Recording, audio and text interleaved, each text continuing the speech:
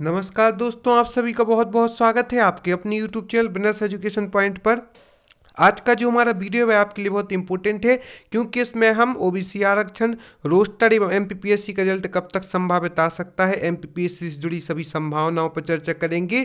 क्योंकि लंबे समय से अस्थिरता का माहौल बना हुआ है, निरंतर सुनवाई टाली जा रही है, नई डेट दी जा रही है। ऐसे में क्या स्थिति बनती है, क्या अभ्यर्थियों को करना चाहिए, एवं पुराने समय में यदि ऐसा कोई भी केस आया तो इसमें क्या स्थिति बनी है, ऐसी संपूर्ण जानकारी आज की इस वीडियो में हम आपके लिए उपलब्ध कराने वाले हैं। तो आप हमारी इस वीडियो पर बने रहें, इस वीडियो को लाइक एवं शेयर करें। डिस्क्रिप्शन बॉक्स जाकर इंस्टामोजो के लिंक से आप हमारे मुख्य परीक्षा एवं प्रारंभिक परीक्षा के नोट्स परचेज कर सकते हैं। तो क्या हो रहा है, विद्यार्थियों के भटकाव का कारण एवं किस कारण से रिजल्ट अटकाए जा रहे हैं, क्यों ओबीसी आरक्षण की डेटें बढ़ती जा रही हैं, इसकी संपूर्ण जानकारी आज को आपको हमारी इस वीडियो में प्राप्त होगी। दुख इस बात का नहीं है कि भर्तियों को कोर्ट केस में उलझाया जा रहा है नेताओं ने, बल्कि दुख इस बात का है कि मध्य प्रदेश के छात्र सच सुनना ही नहीं चाहते हैं, क्योंकि छात्र किसी की बातों में आ जाते हैं, कोचिंग वालों के झूठे आश्वासन को ही सुनना चाहते हैं। मध्य प्रदेश के छात्र, उन्हें बस कोई कोचिंग वाला बोल दे कि बस 15 दिन में रिजल्ट और नोटिफिकेशन आ जाएगा, तो ऐसे आश्वासनों पर वह 10 साल तक बिना भर्ती आए बैठे रह सकते हैं, पर वो सच्चाई सुनना नहीं चाहते। अब देखते हैं कि सच्चाई क्या है। तो दिग्विजय सिंह जब सीएम थे, उनने भी 27% ओबीसी आरक्षण को लागू किया था।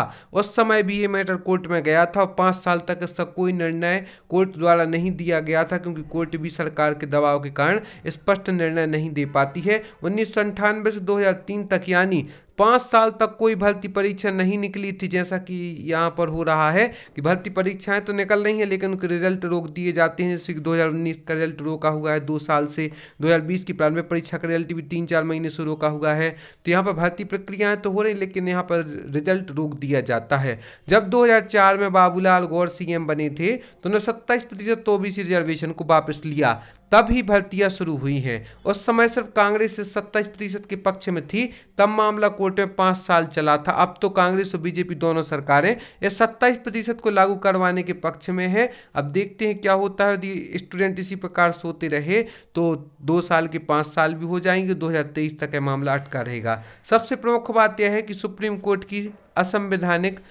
संवैधानिक बेंच ने इंदिरा साहनी मामले में 27% ओबीसी रिजर्वेशन केस की सुनवाई में निर्णय दिया था कि एसटी, एससी, ओबीसी का कुल आरक्षण अब तक कोई असाधारण परिस्थितियां ना हो तब तक 50% से अधिक नहीं हो सकता है। और जब सुप्रीम कोर्ट ने यह निर्णय दिया है तो हाई कोर्ट किसी भी तरह 27% आरक्षण को किसी भी कंडीशन में हरी झंडी नहीं देगा, क्योंकि एमपी में ऐसी कोई असाधारण परिस्थितियां नहीं है। और मराठा आरक्षण मामले में सुप्रीम कोर्ट ने स्पष्ट कर दिया है कि जनसंख्या के प्रतिशत को आरक्षण का आधार किसी भी आधार पर नहीं माना जा सकता। यदि लोग कहें कि ओबीसी आरक्षण का आधार माना जा सकता है तो इसलिए हाई कोर्ट और सरकार सिर्फ और सिर्फ टाइम पास कर रही है। दोनों जानते हैं कि 50% से अधिक रिजर्वेशन नहीं दे सकते। यदि मध्य प्रदेश में 27% ओबीसी आरक्षण दिया जाता है तो 63% तक टोटल रिजर्वेशन पहुंच जाएगा, जो कि किसी भी कंडीशन में असंवैधानिक है। पर सरकार इस केस को 2023 विधानसभा चुनाव के पहले हारना नहीं चाहती, क्योंकि इससे उसे ओबीसी के वोट नहीं मिलेंगे। वहीं कांग्रेस को ये मौका मिल जाएगा कि भाजपा सरकार ओबीसी विरोधी है, उसने कोर्ट में केस ढंग से नहीं लड़ा है, इसलिए 2023 विधानसभा चुनाव के पहले सरकार इस केस का निर्णय हाई कोर्ट से नहीं होने देगी। हम आपको वास्तविकता बता रहे हैं। सरकार हाई कोर्ट से हार जाती है तो उस केस को वह सुप्रीम कोर्ट लेकर जाएगी, वहां से केस 2 साल चलेगा। अब बात रोस्टर सिस्टम की करते हैं। पीएससी प्री 2019 का रिजल्ट और पीएससी प्री 2020 का विज्ञापन दोनों रोस्टर सिस्टम के आधार पर जारी किया गया था। सरकार ने, जिस पर भी कोर्ट में याचिका दायर हुई है, और कोर्ट ने सरकार को स्पष्ट कहा है कि ये रोस्टर सिस्टम असंवैधानिक है और सरकार ने भी इसको हटाने के लिए कोर्ट में हामी भर दी है। अब बात आती है जिस रोस्टर सिस्टम की आड़ में पीएससी प्री का विज्ञापन और रिजल्ट दिया जा रहा था, सरकार को स्वयं उसको हटाना पड़ रहा है।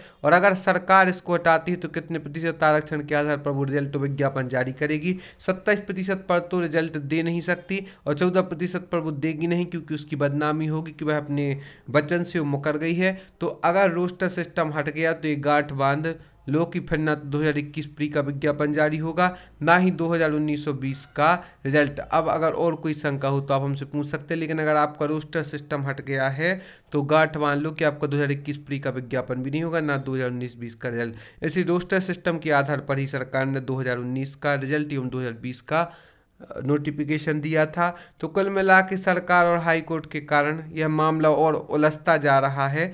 भर्ती परीक्षाएं तो जैसे तैसे सरकार दबाव में कर रही है, लेकिन उसके रिजल्टों को कोर्ट केस में उलझाकर युवाओं के भविष्य के साथ खिलवाड़ कर रही है। ऐसे में युवाओं को जागना चाहिए, अपने हक के लिए लड़ाई करनी चाहिए, ना कि बैठे रहें और सुनते रहें। और आज का जो हमारा वीडियो था उसमें हमने सभी वास्तविक स्थितियों से आपके लिए अवगत कराया है।